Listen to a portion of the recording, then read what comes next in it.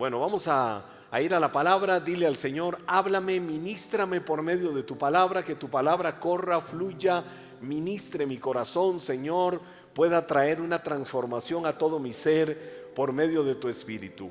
Estoy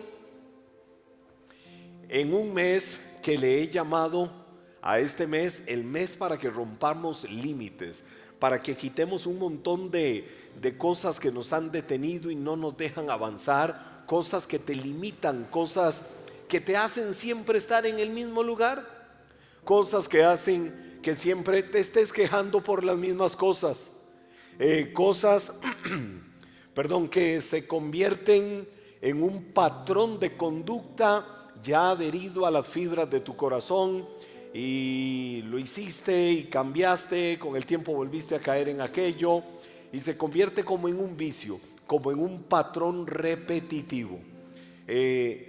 ¿Cómo nosotros rompemos límites y vamos más allá? La semana anterior, empezando este tema, decía el cambio abrupto que el Señor trajo sobre el pueblo de Israel, y el Señor trajo un cambio fuerte, grande sobre Israel. ¿Cómo empezó Dios a hacer el cambio en Israel? Quitando al líder. ¿Y quién era el líder en ese momento? Moisés. Porque Moisés no servía, no, Moisés sí servía. Y Moisés fue el que lideró el éxodo del pueblo de Israel desde Egipto a la entrada de la tierra prometida. Fue el gran líder. Si hoy lo vemos en el contexto histórico, tanto en el mundo judío como en el mundo árabe, Moisés es el gran profeta de ellos. Usted les pregunta a cualquier persona en el contexto judío y aún a cualquier persona en el contexto árabe, y ellos hablan de estas cosas, honran la figura, la persona de Moisés. Pero Moisés tuvo el cumplimiento de su labor hasta un punto, hasta un momento determinado. El Señor vino y le habló a Josué y le dijo: Josué, nota luctuosa, mi siervo Moisés ha muerto. Yo me voy a encargar del funeral, yo me voy a encargar del entierro, yo me voy a encargar de todo. Es el momento para que cambie todo. Y cuando le dijo el Señor es el momento para que cambie todo, lo que le estaba diciendo es: Josué, no hay tardanza, hay que entrar a la tierra prometida. Josué, tienen que entrar, tenían que cruzar el Jordán. Y el Señor le dijo a Josué: no te preocupes, ese va a ser mi problema. Ustedes nada más avancen, ustedes caminen, que los ojos les hacen ver un río que no los deja pasar, sigan avanzando, yo me encargo de solucionar el problema. ¿Y qué fue lo que hizo Dios? Les abrió las aguas del río Jordán, como ya años antes lo había hecho cuando abrió las aguas del Mar Rojo para que el pueblo cruzara. Ahora lo hizo con las aguas del río Jordán, para enseñarle y para mostrarle a ellos su poder, y para que ellos supieran y entendieran que Él era el Dios creador de todas las cosas y que Él podía hacer lo que delante de sus ojos parecía imposible. Solo imagínese aquella segunda generación. Cuando le digo aquella segunda generación, fueron los que entraron a la tierra prometida. Recuerden que, excepto algunas excepciones, todos eran menores de 20 años. Es decir, esa generación no vio. Literalmente esa generación no vio cuando el Mar Rojo se abrió y el pueblo cruzó. A ellos nada más sus papás les habían contado de cómo el Señor les sacó de Egipto. Pero ahora que entran a la tierra prometida, esta nueva generación, oiga, que por cierto, cuando hablamos de esta nueva generación, eran millares de millares de millares los que entraron a la tierra prometida. ¿Dónde nacieron? ¿Dónde nacieron? Oiga, no hay desierto que detenga a esa gente para trabajar a tiempo y fuera de tiempo. Es que hay gente que se queja del desierto. Hay gente que habla mal de los desiertos que pasan por la vida. Ellos mismos se quejaban de un montón de cosas, pero para trabajar a tiempo y fuera de tiempo estaban dedicados. Y vino una multiplicación impresionante en el desierto. Esa nueva generación tenía una nueva forma de pensar. Ahora, la semana anterior introduje esta parte para llevarte a una pregunta. Y la pregunta la vuelvo a hacer hoy: ¿Cuál es el Jordán que necesitas cruzar en tu vida para que de una vez por todas puedas obtener la bendición de Dios sobre tu vida? Y cuando digo la bendición de Dios sobre tu vida es levantarte cada mañana y decir: Señor, gracias por la bendición de la vida. Gracias, Señor, porque tú todo me lo das. Dios, gracias porque voy avanzando como la luz de la aurora, que va en aumento hasta que el día es perfecto. Señor, gracias porque hoy la senda mía como justo es así como esa luz, y va a brillar más y más y más y más, y tú nos llevas siempre en triunfo en Cristo. Es una vida diferente. El cristiano no puede vivir una vida donde constantemente tenga maledicencia en sus labios, donde constantemente tenga queja en sus labios, donde constantemente tenga vocabulario negativo, vocabulario de derrota en sus labios. El cristiano no puede permitirse vivir así. Cuando un cristiano vive así es porque todavía está en el desierto. Y lo que Dios quiere es que tomen los frutos de la tierra que Él te da. Hablaba con una persona y le decía: tengo algo en mi corazón guardado y grabado, y eso a mí me ha ayudado a llevar mi vida diferente frente a las adversidades que la vida me ha puesto siempre en el camino. Pruebas, adversidades, diferentes situaciones. Y siempre esto me ha sostenido, y esto me hace ver un panorama diferente. Esto me hace aún ver a la gente como la Biblia me enseña que tengo que verla. ¿A qué me refiero? A una sola expresión: gratitud. Di conmigo: gratitud. Cuando tienes gratitud en tu corazón, cuando todos los días hay agradecimiento, y no es ese agradecimiento religioso de: ay Dios, gracias por este día, ay Dios, gracias por la comida, ay Dios, no, gratitud a Dios puesta por obra, manifestada en todo lo que hagamos. Gratitud que se evidencia en el gozo para disfrutar lo que hacemos cada día. Y cuando hay gratitud, te vas a acostumbrar a ver el vaso medio lleno, no medio vacío.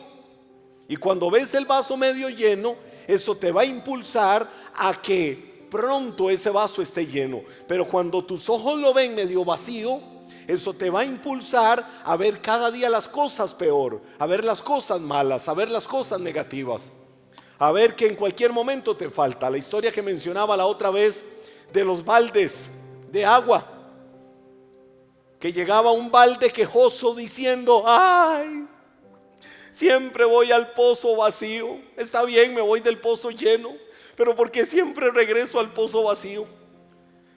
Y estaba el otro balde que decía: wow, qué alegría, voy para el pozo, voy vacío, pero lo más hermoso es que de ahí voy a salir lleno. Entonces son perspectivas de cómo yo veo la vida, y de cómo yo determine ver la vida. Así es como voy a abrir las ventanas para que venga sobre mi vida todo lo bueno y las bendiciones de Dios. La pregunta es: ¿cuál es el Jordán, el río Jordán que necesito cruzar para empezar a vivir a plenitud lo que Dios quiere darme? Lo número uno, y lo mencionaba a manera también de introducción días atrás, es decidir cruzar. Di conmigo: decido cruzar. Yo no sé si alguien está pasando algo en su vida hoy acá. No sé qué estás enfrentando, qué estás pasando en tu vida, contra qué estás peleando. Yo no sé contra qué estás luchando en tu vida. Yo no sé qué es lo que te ha doblegado una y otra vez. No sé cuáles son las circunstancias que una y otra vez te agobian, te cargan y no te dejan tener una vida de constancia, una vida de permanencia. Pero si tomas una decisión, la decisión de cruzar, y cruzar significa no ver el río allá y decir: yo voy a cruzar ese río. No, es más bien decido dar pasos para cruzar el río. Ahora, estás acá en un desierto de situaciones en tu vida, y aquí no estás bien, aquí las cosas no están bien en tu vida, pero sabes que allá al otro lado está la bendición. Es decir, vas a salir de ese desierto. ¿Cómo hago para llegar al otro lado? Doy el primer paso. El primer paso no te hizo cruzar el río, pero te hizo salir de donde estabas. No sé si alguno recibe esto en su corazón. El primer paso que doy no me hace llegar al río, pero me hace salir de donde yo estaba. Y lo que necesitamos en la vida es muchas veces salir del lugar en el que estamos. ¿Cómo estás viviendo tu vida? ¿Qué está pasando con tu vida? ¿Qué circunstancias están rodeando tu vida? ¿Qué vientos contrarios están soplando? No le echemos la culpa al mundo.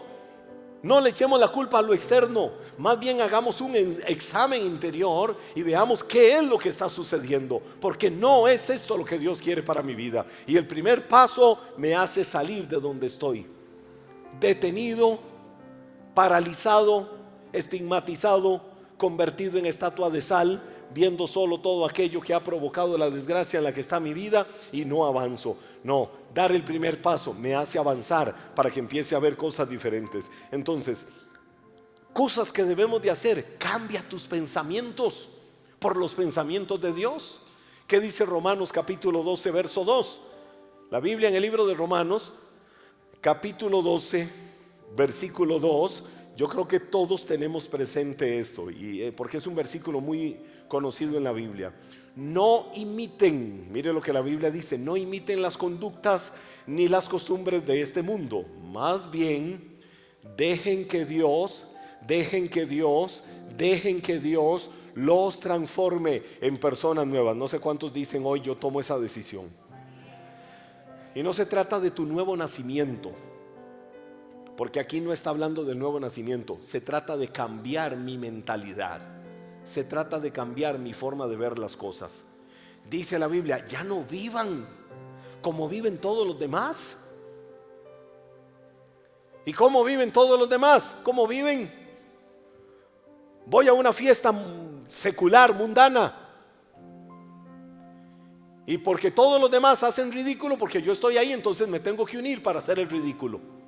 No, voy quizás porque deba de ir, porque deba de estar ahí, pero es ahí donde se aplica aquello que dice la Biblia: la luz brilla en las tinieblas y las tinieblas no prevalecen contra ella. Es ahí donde la Biblia dice: no se pone la lámpara debajo de la mesa, sino encima de la mesa para que alumbre. Es ahí donde la Biblia dice: somos la sal, somos el condimento que el mundo necesita. Entonces, estás en una fiesta mundana, estás en un ambiente mundano, estás en algo donde la gente se deja llevar por sus cosas. Dice la Biblia: no imiten esas conductas. Entonces, si los demás terminan haciendo ridículos, yo termino haciendo el ridículo también, porque yo estoy ahí. No, la Biblia dice: no lo imiten, no hagan esas cosas. Voy a un estadio de fútbol. Los que somos apasionados para el fútbol y nos gusta, y a mí me gusta ir al estadio. ¿Y qué? Si alguien dice: yo quiero ir también, paz, hable conmigo.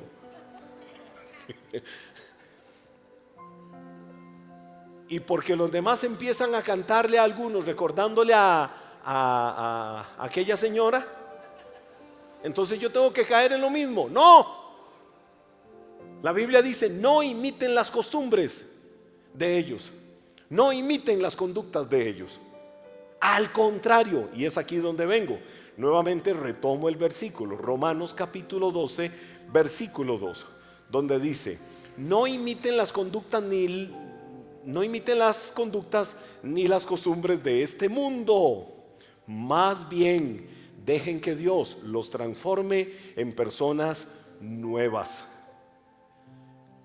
¿Cómo Dios me transforma en una nueva persona? Al cambiarles la manera de pensar.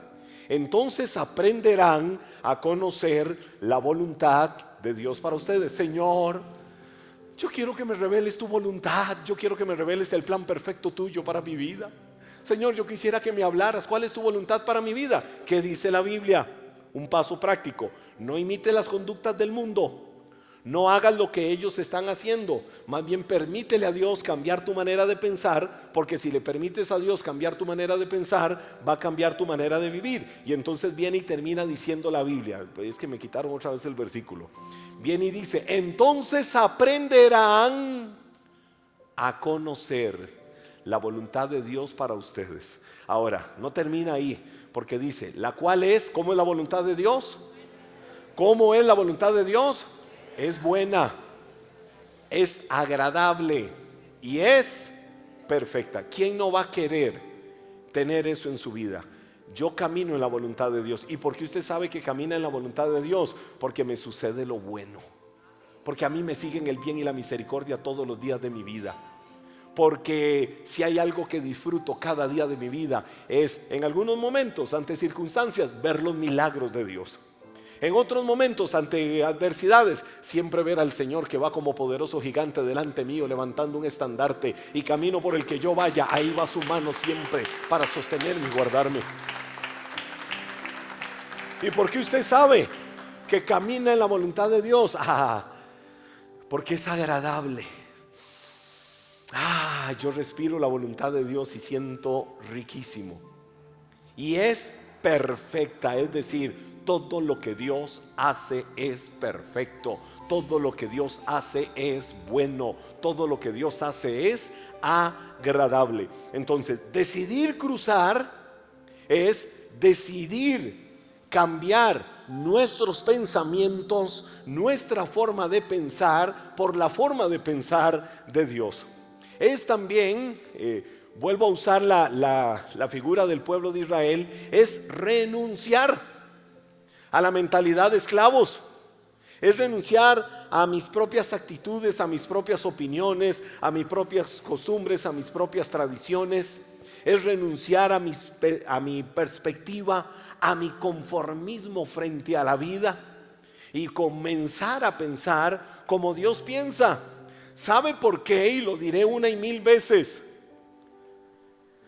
Aquellos que salieron de la tierra de Egipto no entraron a la tierra prometida. ¿Sabe por qué no entraron? ¿Recuerdan ustedes? ¿Por qué no entraron?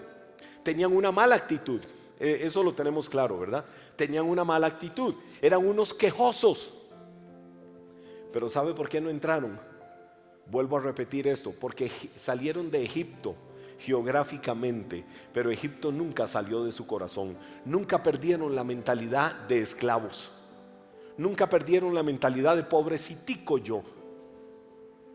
Entonces no cambiaron cosas, no las sustituyeron por lo de Dios. Porque Dios permitió una nueva generación, para que esa nueva generación viniera con una mentalidad diferente. Quiero decirte algo hoy, y me voy a anticipar a algo que estoy enseñando con esta palabra, y te lo quiero decir. Yo no soy de la primera generación, tú no eres de la primera generación, nosotros somos de la segunda generación, somos de los que entraron a conquistar la tierra. Dilo conmigo, yo soy de la segunda generación. Vamos, dilo con autoridad, yo soy de la segunda generación. Proverbios 4:18, que dice: el camino del justo es como la primera luz del amanecer. El camino del justo es como la luz de la aurora, que va en aumento. Pero el camino nuestro, somos como el primer rayo de luz en el alba, que se muestra cada mañana. Así es el camino tuyo, un camino de luz, un camino diferente, un camino brillante, un camino de formas diferentes de ver la vida. En la medida que abandones pensamientos limitantes, en la medida que abandones pensamientos cautivadores hacia lo malo, hacia lo negativo, hacia la ruina, hacia el fracaso, a la desgracia, y des lugar a los pensamientos de Dios, en esa misma medida vas a empezar a ver cosas grandes de Dios. A veces es necesario morir a algo para conquistar algo. ¿Recuerda la historia de Ruth y de Noemí? Ruth estaba casada ¿con quién? ¿Quién era Noemí? Era la suegra de Ruth. Y muere el esposo de Ruth. Y entonces, en la tierra donde están, viene Noemí y le dices: hija, quedas libre. Ya no quiero ser tu ojalá jalara. Digo, la suegra. Ya no quiero ser línchenla, decían los chinos.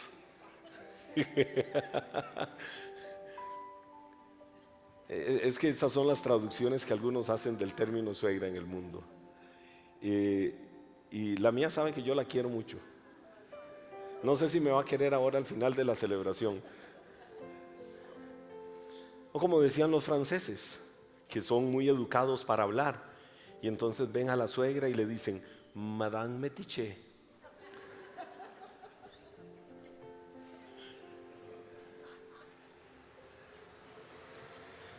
El asunto es que llega la suegra y le dice, Ruth, quiero hablar contigo. Hija, quedas libre. Mi hijo murió. Sos joven, sos bonita. Tienes todo el derecho a rehacer tu vida. Tienes todo el derecho a ser feliz. Wow, mire qué actitud más linda. Yo me voy a mi tierra. Yo me voy a mi parentela. Cuando esta mujer viene y le dice esto a Ruth, ¿sabe qué fue lo que Ruth hizo? Ruth no dijo, ay, yo sabía que mi suegra era un pan de Dios, era lo más lindo, gracias. Te amaré, te recordaré siempre como la suegra amada de mi vida. No, Ruth le dijo, un momento, y lo digo en mis palabras, voy a morir a lo que hoy soy, porque de ahora en adelante tu pueblo será mi pueblo, tu Dios será mi Dios, y a donde tú vayas yo iré. Oiga, no hubo forma. Ella se fue con su suegra, con Noemí. ¿Y sabe qué hizo Ruth? Empezó a trabajar en el campo. Empezó a trabajar en la corta del trigo y sacar las espigas y todo esto. Y cuando Ruth estaba en aquello, la vio un hombre que la amó. Y Dios empezó a prosperar y fructificar y honrar de tal manera a Ruth, que ¿sabe quién era Ruth? Usted sabe quién era Ruth en la genealogía de los de Israel. Era la bisabuela del rey David. Había o no un propósito de Dios ahí. Pero si Ruth hubiera dicho, ay, qué suegra más buena me tengo, gracias, porque de hecho ahí hay una manada de tipos haciendo fila para ver cuál se casa conmigo, entonces voy a ir a escoger. No, ella murió a sí misma. Ella murió a sus deseos, ella murió a sus intenciones y le dijo, ¿sabe qué, suegra? Donde vayas yo voy, porque hoy muero a todo lo que yo era y hoy empiezo a hacer algo diferente en mi vida. Y ahí fue donde se abrieron puertas de bendición, se abrieron puertas de prosperidad, se abrieron puertas de fructificación, se abrieron puertas de engrandecimiento, se abrieron puertas de honra para Ruth. ¿Por qué? Porque ella entendió cuál era el plan y el propósito de Dios para su vida. Y el que ella haya quedado viuda no significó el final de la carrera de su vida. Ella entendió que había un plan. Yo no sé qué has perdido en la vida, o yo no sé a qué no has muerto en la vida, pero hoy es el día, este es el momento para que digas, voy a morir a esto, porque quiero nacer a algo diferente. Quiero empezar a disfrutar, a ver y a vivir cosas diferentes de Dios para mi vida. Y si quieres empezar a ver, y si quieres empezar a manifestar todo lo bueno de Dios para tu vida, muere a lo que tengas que morir. Anoche que estábamos en el encuentro, yo le decía a los encuentristas mientras ministraba, le leía el pasaje de Jesús, el pasaje donde Jesús decía, si el grano de trigo no cae a tierra y muere, no da fruto. Es necesario que caiga a tierra para que dé fruto. Es decir, cualquier semilla que yo ponga en la tierra, debajo de la tierra, para que ella empiece a soltar los tallos, ya sea una planta pequeña o un árbol grande, allá debajo, en todo el proceso de la fotosíntesis, aquella semilla tiene que morir. Es lo que se conoce en toda esta terminología, para definir el momento en que ella va a hacer brotar algo. Si quieres empezar a ver cosas grandes en tu vida, si quieres empezar a ver nuevas respuestas, si quieres empezar a verte como una persona de fruto, si quieres empezar a ver cambios grandes, hermosos, gloriosos, cambios poderosos en tu vida, es el tiempo que digas: voy a morir hoy a todo lo que tengo que morir, voy a morir hoy a todo aquello que he arrastrado por años, voy a morir hoy a esa mentalidad que he tenido por mucho tiempo en mi vida y no me deja ver cosas nuevas. Es el tiempo de Dios para que tomes decisiones de calidad y digas: voy a morir a lo viejo. Vuélvete el grano de trigo que entra a la tierra, que muere, y después de que muere es donde empieza a dar fruto. Somos árboles fructíferos, somos ramas fructíferas. Esa fue la palabra que Dios soltó por medio de Jacob para su hijo José, y yo me he adueñado de esa palabra durante mucho tiempo, y esa palabra yo quiero que la tengas en tu corazón siempre. Jacob le dijo a Josué: rama fructífera eres. Le estaba diciendo proféticamente todo lo que iba a suceder en su vida. Hoy abre tus labios para que empieces a hablar lenguaje profético de vida. Yo soy una rama fructífera, yo soy una rama fructífera, yo soy de la segunda generación. Yo no soy de los que salieron de Egipto y perecieron en el desierto por tener mentalidad de esclavo. Yo soy de la segunda generación, la que entró a conquistar. Ahora, en esto hay algo tremendo. Wow, en esto hay algo poderoso. Aquella primera generación, ¿saben qué hicieron? Cruzaron el Mar Rojo. Yo sé que usted está pensando en la película Los 10 Mandamientos. Yo creo que es la película más descriptiva que hay para eso. Ellos cruzaron el Mar Rojo. ¿Sabe qué hicieron aquella segunda generación cuando cruzaron el Mar Rojo? Cuando estaban allá al otro lado, empezaron a danzar y a celebrar y a gritar y algarabías, gritos de júbilo, de todo, porque habían obtenido esa victoria. Sacaron los panderos, las danzas, sacaron todo, celebraban y celebraban, pero les pasó la emoción. Y cuando les pasó la emoción, le dieron lugar a la queja, le dieron lugar a la maledicencia, le dieron lugar a las palabras maldicientes. ¿Por qué? Porque les pasó la emoción. Que tu vida no sea una vida de emociones, que tu vida sea una vida de decisiones. Esa primera generación tenía ese problema. Estaban amarrados a esto, esa primera generación. Vieron el milagro, wow, se abrió el mar, cruzamos, pero al otro lado, luego de celebrar, luego de gritar, luego de la algarabía y luego de todo lo demás, vino. A veces a mí la vida cristiana se me parece a un partido de fútbol. ¿Por qué a un partido de fútbol? Siempre lo he dicho. Voy a usar un ejemplo ficticio. Un equipo está jugando una semifinal y el rival le hace un gol. Necesita hacer un gol ese equipo. Ese equipo hace un gol, el rival hace el gol, todo el mundo celebra, todo el mundo se emociona. Ese equipo viene y hace un gol y todos los de ese equipo celebran y disfrutan. Pero viene el otro equipo y le hace 2 goles más y los elimina.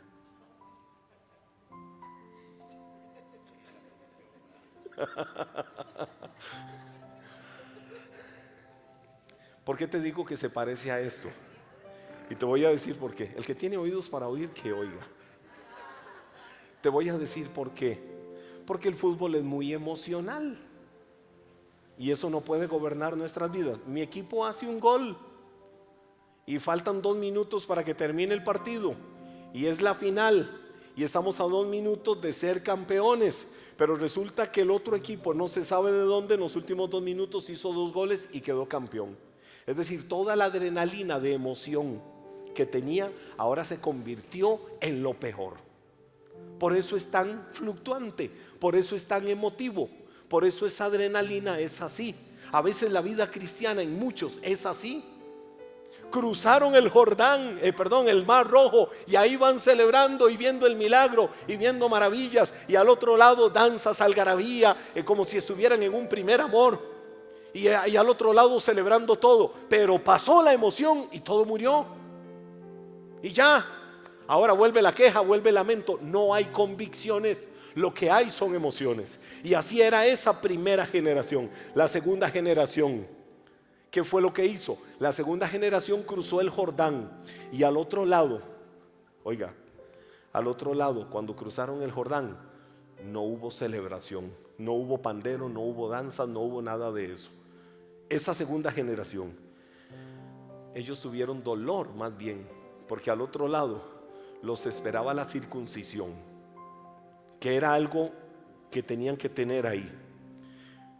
Pero aquella primera generación que cruzó el Mar Rojo y en el desierto celebró, pereció en el desierto, porque eran unos emocionales y quejosos.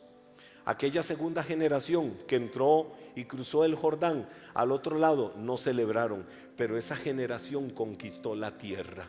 Esa generación logró ver el favor de Dios. Esa generación empezó a ver literalmente leche y miel, tierra de bendición, el lugar literal donde Dios los quería tener. Es necesario muchas veces morir a algo, es necesario muchas veces renunciar a algo, es necesario muchas veces no celebrar emocionalmente algo, pero saber que vas para el destino al que Dios te quiere llevar. Y Dios quiere llevar tu vida a cosas grandes, Dios quiere llevar tu vida a lo mejor. Es el tiempo de que las decisiones de calidad empiecen a venir y manifestarse sobre tu vida. La primera decisión que yo debo de tomar como respuesta a la pregunta que les hacía es decidir cruzar. Y si decides cruzar, vuelvo al ejemplo. Si decides cruzar, entonces das el primer paso. Wow, ya obtuviste una victoria. ¿Cuál fue la victoria? Ya no estoy en el lugar donde estaba.